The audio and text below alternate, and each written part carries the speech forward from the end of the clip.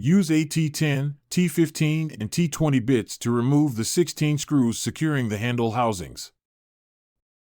Cut or peel off the bottom label. Remove the 2 housing covers. Remove the clamp screw. Remove the pole and the motor assembly from the main housing. Slide the thermal casing over, then cut the shrink tube to expose the motor connector.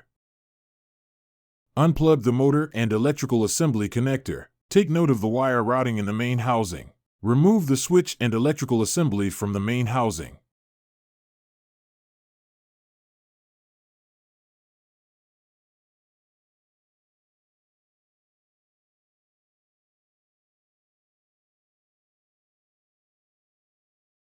Install a new electrical assembly and insert the wires in the wire traps.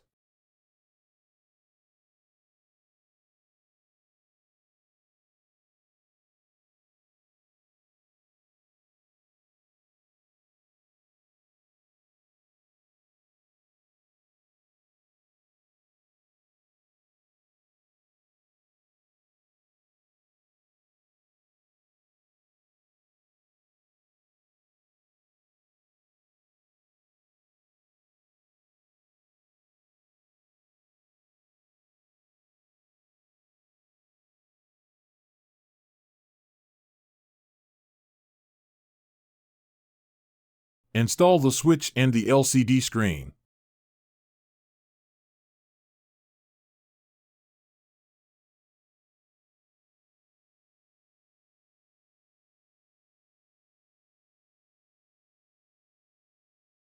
Install the trigger and align the boss with the hole on the main housing. Connect the motor and electrical assembly. Cover the motor connector with a shrink tube for waterproofing, then slide the thermal casing over to cover it. Install the pole and motor in the main housings. Tighten the screw on the clamp. Install the housing covers. Tighten the screws on the housings.